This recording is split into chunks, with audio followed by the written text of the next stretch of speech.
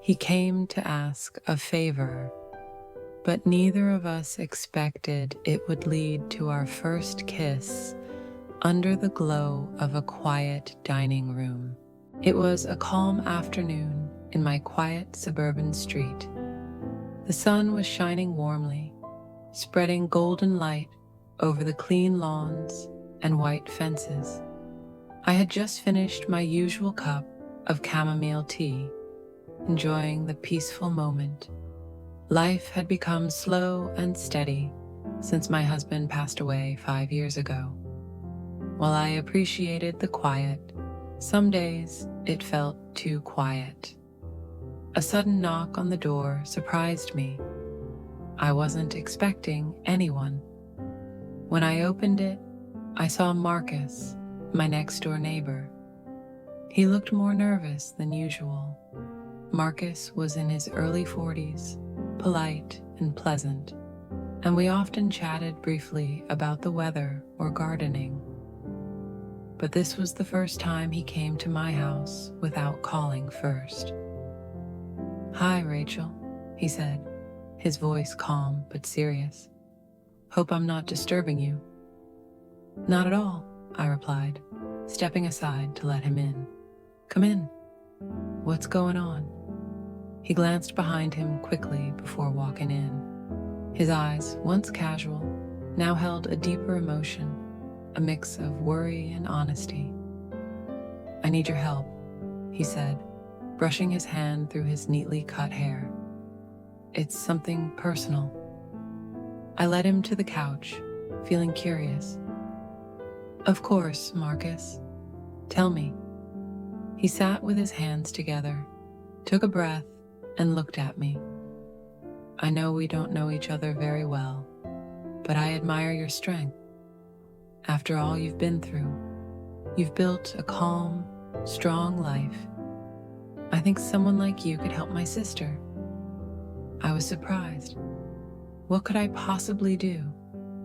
Marcus explained that his younger sister, Sophie, was going through a rough divorce. She depended on him a lot, but this time, she needed someone with experience and calm energy. He believed I could offer her support from someone who had been through hard times and come out stronger. "She's going through a lot," Marcus said, "but I think hearing from someone like you might give her hope." It was an unexpected favor, but I could feel how much he cared. He wasn't too proud to ask for help. "I'd be happy to meet her," I said gently, touching his hand. "If you think I can help, I'll do what I can." The thankful look on his face told me I had made the right choice. Over the next few days, we arranged for Sophie to visit. But in that time, something unexpected happened. Marcus began stopping by more often, always with a gentle smile and stories that made me laugh or think. He spoke of his childhood, his work, and dreams he hadn't shared with anyone in years. And somewhere between those quiet talks and warm silences, I found myself looking forward to his presence in a way I hadn't felt in a long time. One evening, as we sat side by side on my porch, sipping lemonade and watching the sky melt into hues of gold and crimson, he turned to me. The way his eyes met mine made the air shift. "Rachel," he said softly, his voice wrapped in warmth. "I never imagined asking for this favor would bring me closer to someone I didn't even know I needed." My heart skipped. I smiled, feeling the unspoken weight of something beautiful building between us. Whatever it was real. Sophie's visit came like a quiet wind, hesitant and unsure. But as we shared tea and heartfelt stories, I saw the spark return to her eyes. Her shoulders loosened, her voice steadied. It felt like we were healing together, her from her pain, and me from my long-held loneliness. But what stayed with me most was Marcus's reaction.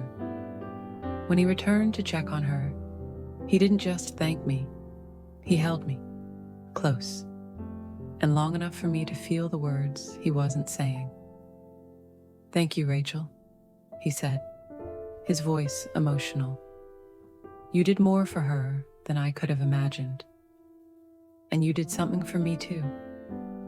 That night, as we had dinner in my cozy dining room, Marcus opened his heart more than ever before. "My visits, they weren't just about Sophie," he confessed. "They were about you. I never thought I'd feel this way again, but being with you has reminded me that it's never too late to feel alive." I was surprised, but as I looked into his eyes, I realized I felt the same. Our quiet moments, our laughs, the comfort, it had all lit something in me that had been asleep for a long time. Beneath the soft glow of the dining room chandelier, time seemed to slow. Marcus leaned in, his eyes searching mine, not for permission, but for connection. My breath caught as the space between us faded, and when his lips finally met mine, it was soft, hesitant, and achingly tender. It wasn't just a kiss, it was a confession, a quiet surrender to the feelings we had both tried to hide. In that delicate moment, filled with warmth and vulnerability, it felt like the past had finally loosened its grip, and something beautiful was beginning to take its place. In the weeks that followed, Marcus and I explored this new path together. It wasn't perfect. We had different pasts, different habits, but it felt real. Sophie continued to grow stronger, and so did we. Looking back, I realized the favor Marcus asked wasn't just about his sister. It was about helping both of us rediscover hope, connection, and the courage to open our hearts again. Sometimes the smallest request can lead to the most beautiful journey.